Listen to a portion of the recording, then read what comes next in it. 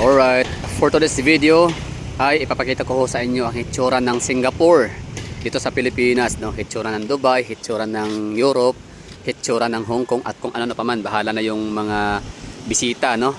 Na mga Pilipino pupunta ng Davao City. Sila kasi may sabi niyan na Davao City is para daw Singapore, parang Japan, na parang Hong Kong, na parang Dubai, na bahala sila, no? Eh siyempre kami di naman talaga kami ang may sabi noon. Anyway, so ito po yung hitsura ng ano namin ha, syudad ng Davao City. At kayo nang bahala mag-observe kung gaano ito kaganda at bakit kaya ito sinasabi lagi siyang hinahambing, no, ang mga bagay-bagay dito sa lugar ng ibang bansa na mga sikat, mayaman at yan, progressive. So ito, nakaharap po tayo papuntang downtown area of Davao City, no, papuntang Ateneo de Davao University, Rojas Net Market intersection sa may Siem Recto. Tapos ngayon kita nyo mga tao dito, chill lang, taga Davao, no, na naglalakad, walking, jogging, and i-enjoyin na rin namin ngayon ang Car Free Sunday. So meron kaming ano dito ha, privilege na makapaglakad, makapag-jogging, walking, running, cycling, ganyan sa aming coastal road every Sunday. Privilege kami dyan, alas 4 ng umaga hanggang sa alas 8 ng umaga, alas 9 or alas 8 ng umaga, basta ganyan. 4 AM to 8 AM ang ano namin dito, Car Free Sunday. So ibig sabihin nung Car Free Sunday, walang makakadaan ng mga sasakyan, exclusive siya para sa mga magra-running, jogging, walking, ganyan. So di ba, kita nyo hitsura ng mga taga Davao, para din mga Singaporean, di ba? Chill lang, relax. para mga Singaporean, ganyan ang picture, di ba, ng mga taga Singapore. Anyway, yan, we're facing coastal road. So ito siya ang second junction ng Davao City Coastal Road. Ulitin ko ha, ang Davao City is meron kaming coastal road na 18 point something kilometer or 17.8 kilometer rather. So yung 17.8 kilometer na yon ay binubuo siya ng 4 na junction, no? So ano siya ba, parang pinagdudugtong-dugtong ng 4 junctions. And yung junction 1, yun na po yung long time ago na talaga na binuksan sa public since 2023. Tapos yung pangalawa naman nitong ito second junction, Rojas Avenue segment, junction 2. So ito ay binuksan noong December 15, 2025. That's last year. So yan po yung papakita ko sa inyo ngayon ha, kung gaano kaganda ang Singapore ng Pilipinas. So Davao City. Siyempre ang ano pala ngayon, ang petsa ay July 26. Check natin ha kung 26 bang talaga. Tama, July 26, Sunday. Alas 5:30 ng umaga. So ano meron, bakit kailangan banggitin yung oras at saka yung yung araw? Kasi nga kahapon nagbalita tayo, no, meron tayo hinatid na news tungkol sa baha sa Davao City na ang baha ay nagsimula nung Sunday ngayon, yesterday, Saturday, nung Friday ng hapon alas 5, alas 6 nagsimulang tumaas yung tubig sa Talomo River, na kung saan merong hindi bababa sa siguro 4 to 5 kabarangay ang nalubog sa baha. At yun na nga, bali kita na yung after effect, yung resulta, damage, no, kinabukasan kahapon, that Saturday. So pupuntahan natin yun mamaya, pero ngayon lang papakita ko sa inyo na syempre hanggang ngayon ang news kasi ng ABS-CBN, GMA, yung mga pinupost ng mga news 5 everywhere, yung mga mainstream media na yan ay galit na galit yan sa mga Duterte, sa mga DDS, tunay. So talagang isa rin yan sila talaga sa gusto na mag-tarnish ng Davao City. Walang perfectong lugar talaga.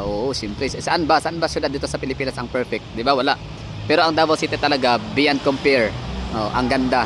Hindi ibig sabihin hindi masaya kasing ganda ng ibang mga syudad sa Pilipinas. Aminado ko na may mas maganda pa sa Davao City in terms of aesthetic, ganyan, no, yung view. Pero pagdating ba sa mga statistics, for example, best economy, business friendly city, livable city, cleanest water, cleanest air quality index, ganyan, no, safest city ba siya, ganyan, pinaka the best place ba siya for migration, yung mga ganon, no. So Davao City is always on top, no. Kung hindi man siya always on top, at least magic 5, magic 3. So ayun, bali sinasabi ko sa inyo ngayon na ito hitsura, isa to sa purpose na ang nasa utak ngayon ng mga diehard Duterte haters, DDH. So mapapinklawan man or loyalista, ang nasa isip nila ngayon ang Davao City is binabaha. Hindi pa sila naka-move on, no. Hanggang ngayon, no, nasa isip pa rin nila yung mga tao na sa bubong nakaakyat, pero nila alam na in the other side of the planet, in the other side of Davao City, kahit kahapon pa man, kahit nung Biyernes, walang baha. May mga lugar, napakalit lang na taga na portion yung binaha doon. Oo, siguro affected, sabihin na natin na sa mga, let's say, marami na yata 100,000 population eh. Pero sige, sabihin na natin 100,000 katao ang affected, no, sa baha. Pero meron pa rin basta 2,080,000 katao meron sa Davao City. So yun na. So nasa isip nila lagi nila pinapaniwalaan. Siyempre gusto nilang maniwala talaga lagi na wala sila ibang gustong makita sa Davao City. Gusto nila kapangitan, ganyan, kadugyutan, baha, trahedya, ganyan, no? Para talaga meron silang rason na maibabato sa mga Duterte. Kasi pag ekonomiya kasi talaga pag-uusapan, ganda, kaayusan, organized, disiplina, talagang Davao City is the best, no? So wala silang masasabi tungkol doon. Kung meron pa silang masasabi doon, despite sa mga video na ipinapakita ho natin, hindi tayo bayad, hindi to scripted, o hindi ito pili, kundi dire-diretso, no? Very raw ang mga vlog ho natin. So what you see is what you get, parang ganun. So kung meron pa silang masasabing hindi maganda, ang tawag doon is denial. Oo, hindi nila matanggap at siyempre inggit sa katawan, ganun, no? So denial, pinaka right term na magagamit ko doon. So yun lang, bali Singapore of the Philippines. So it's Davao City. Oh. So we're facing coastal dagat area.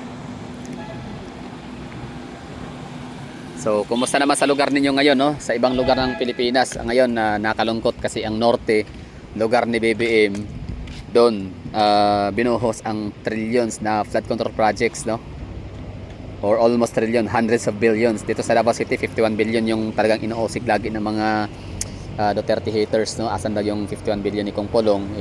Samantalang sa Ilocos nga ang dami daw tulay doon daw, sabi ng mga taga Ilocos na nagko-comment din sa Facebook page na ini-stock ko rin yung kanapangalan, yung mga profile pic rather ay talagang sila bona fide residents sa Ilocos Norte rehiyon ni Bangag, Bongbong Marcos. Anyway, so yun, di kami ba sa safety tawagin siya bangag hanggat hindi siya talaga mag-undergo ng hair follicle test.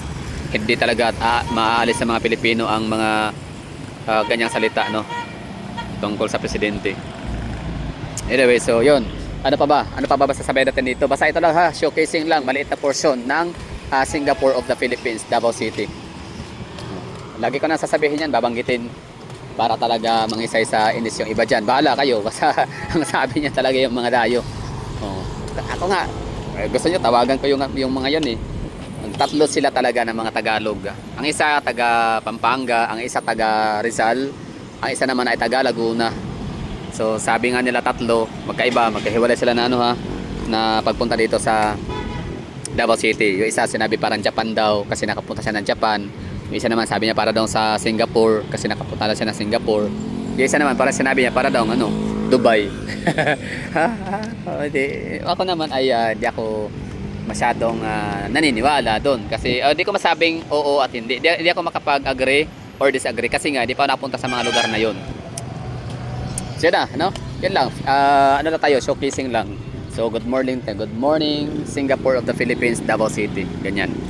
So good morning ba siya? Maganda ba? Yes, the morning. Hindi siya ganun ka maaraw kasi di ba 5:44, 5:40. So dapat maganyang oras nasa sumibol or nagpapakita na dapat si Haring Araw, pero this time wala tayong makikita ang Haring Araw, maliwanag siyempre pero may kulimlim kasi nga uulan yata gawa nung merong bagyong Pablo bagyong Quiapo is siya doon sa dumadaan sa or nananalasa, tama ba yung gamitin term na nananalasa, pero as far as I know parang hanggang na signal number 2 lang talaga yung nabuo ng bagyong Quiapo. Tas kahapon or kagabi ba yun, nakita ko sa somewhere, no, hindi ko alam kung legit ba yun na mainstream na balita, news portal, sinabi na wala na daw sa Philippine Area of Responsibility si Quiapo. So ibig sabihin, baka itong sama ng panahon natin na nararamdaman dito sa Pilipinas ay baka ito ay sama ng panahon.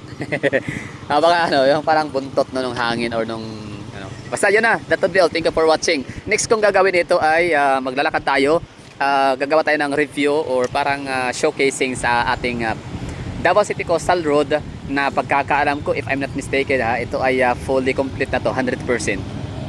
Tama ba? Okay, yun ang pag-usapan natin ngayon. Thank you for watching and bye bye, ending at